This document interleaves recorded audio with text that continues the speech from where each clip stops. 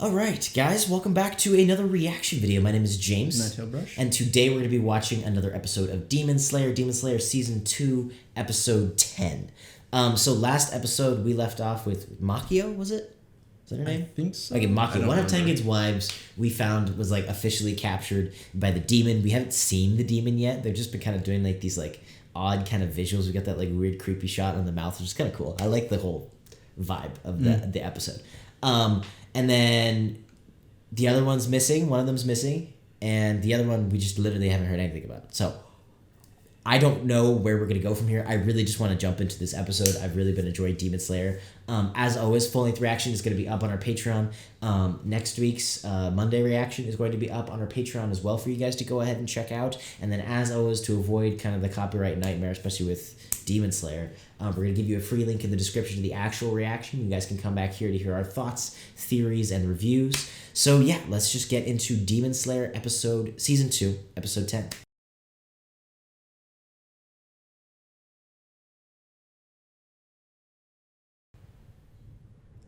Okay, so what the heck? Okay, well, Freaking, not only do we know who this demon is, she's like playing everybody. yeah. So she obviously, Did you get her name? I didn't get, or Oida? Warahabime? Well, Yeah, just Oida. the demon. The demon. So, I mean, I'm assuming what they were implying was that she's been around for a while, right? It's really cool though, because, so, and I may be wrong, but like a lot of the demons you get the backstory for, and it's like, oh, it's like relatable, right? Like some of the most heartbreaking moments of season 1 is that. And I wasn't sure if we were going to get that with her, especially because it was like, okay, I'm assuming she's working in the Entertainment District.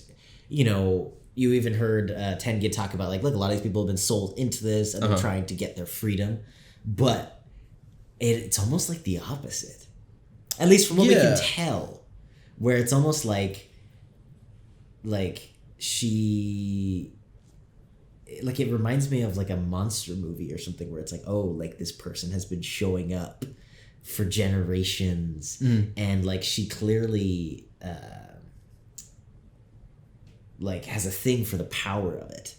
Yeah, I'm sure, and that's part of her personality, where it's like it's not just, oh, you know, I got pulled into being a demon for whatever reason. It's like it's almost like I wonder if she was even like this outside of being a demon, and it's like this is just like more power.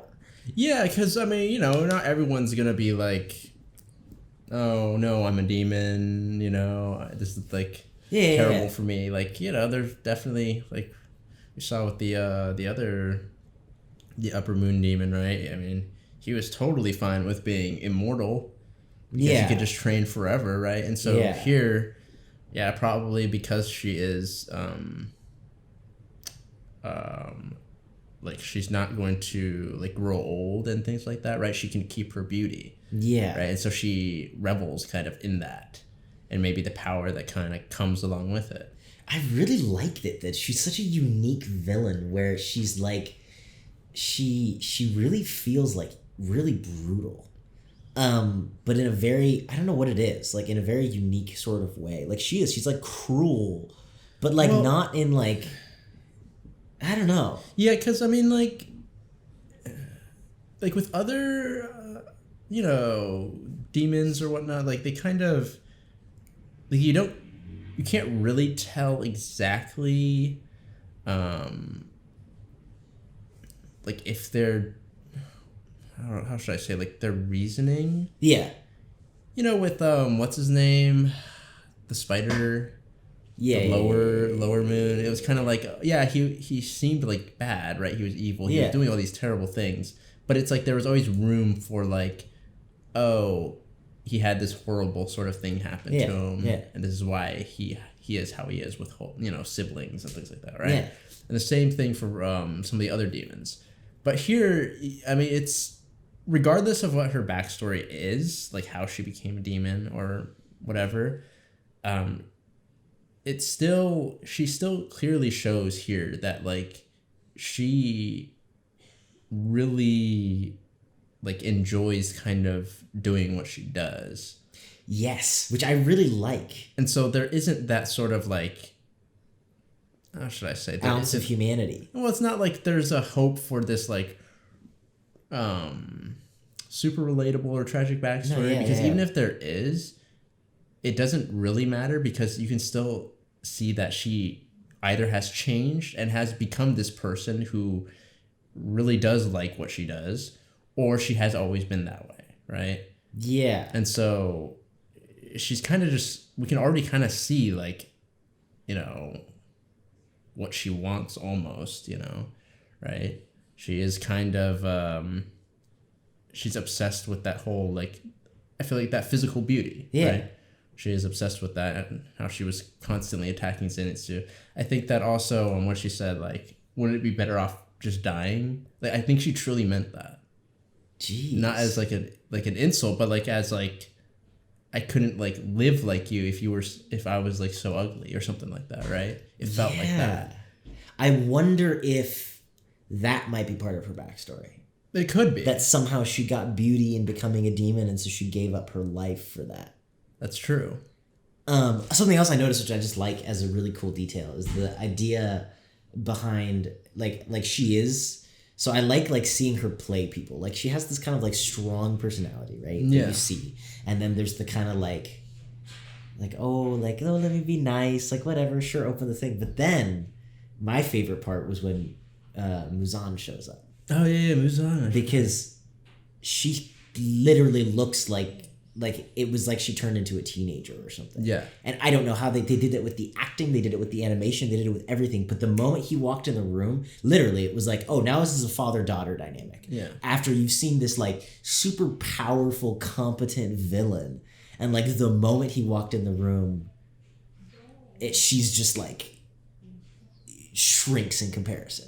Yeah, no, for sure. Not even maybe because of, I mean, I'm sure because of power, but also I don't know. That just reinforces the Muzan dynamic, and Muzan is like literally maybe one of my favorite anime villains of all time I've ever watched. Oh yeah, like, I mean, he's they do him so really well. fascinating, and the fact that he can walk in a room and it's like the dynamic goes from equal to like, oh, you're a child. Yeah.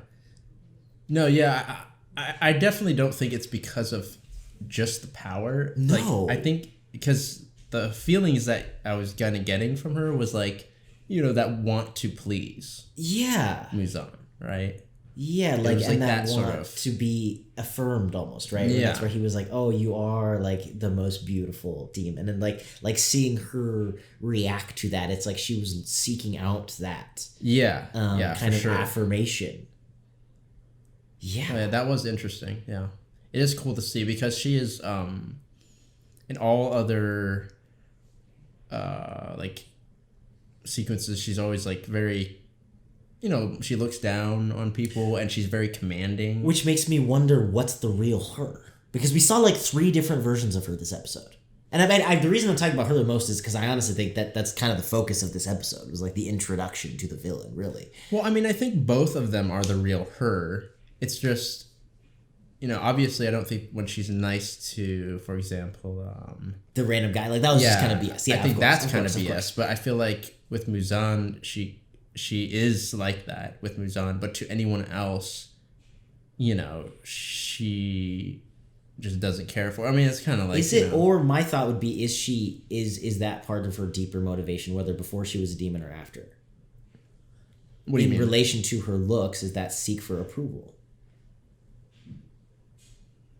Right, and then she kind of, I don't know. I mean, like, we're really delving into the psychology of it, but like, and then kind of covers it up with that like really like brutal harshness. But like, that's why she cares about her looks, and that's why she judges other people on their looks. It's because of that like desire for approval, and then obviously she gets ultimate approval from frickin' Muzan, because Muzan is Muzan. Well, the one thing is that I also think, because I was also thinking that she might, you know, why would she be here if not for, you know, the feeling of power and things like that. That's true. But, I mean, there is that whole thing of, like, she has to eat and she has to survive, right? And so this is a very good way to do it, because she's able to kind of, not only is she in power, yeah, but she could like secretly do it pretty easily. Yes. you know, obviously people are starting to catch on or something, but like. But even then, she's been doing it for how many years, right? So it's a good method. So, I'm just trying to figure out like, yeah, like they're both. I feel like she is seeking that affirmation, but I don't think she's seeking it from anyone but Muzan. Yeah. Okay. That's what I don't know. I'm actually fascinated by her like character as a villain. It's very interesting. Yeah, she looks really cool. I like how when she's not in her demon form, she's very clothed. Like she has like a ton of heavy clothing. No, yeah. But like when she's in demon form, she kind of just like takes it all off, and she's like a lot more like, you know, like exposed and like, you know. I also feel like that's like part of her power is the clothing or something. Yeah. Because so that's why I think it's cool too, where it's like she plays it off as like, oh, this like traditional Japanese clothing, but it's like because it has the same color and design, like whatever the like front shawl piece she was holding is the same as the pieces that were like grabbing people. Yeah. But it's a cool juxtaposition, obviously. Yeah, because it's kind of like her character where she's like, you know, just kind of faking it. One's like a lot more like out there and yeah. I really enjoyed this so far. I don't know what the frick is gonna happen to Zenitsu. I mean, like I actually think she's not gonna kill all of them yet.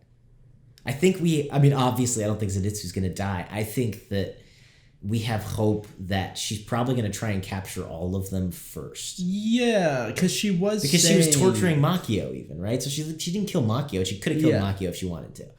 And she was saying like, you know, bring them in kind of like, yes, I'm willing to welcome them in so that, like, you know, she can eat them or whatever.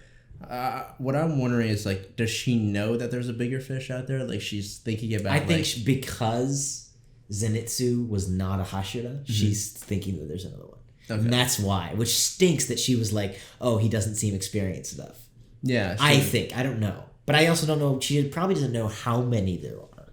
But I feel like she does kind of know that because there are like letters being sent, there has to be like someone that's kind of like running it. Yeah. So I feel like she's going to try to draw in Tengen first.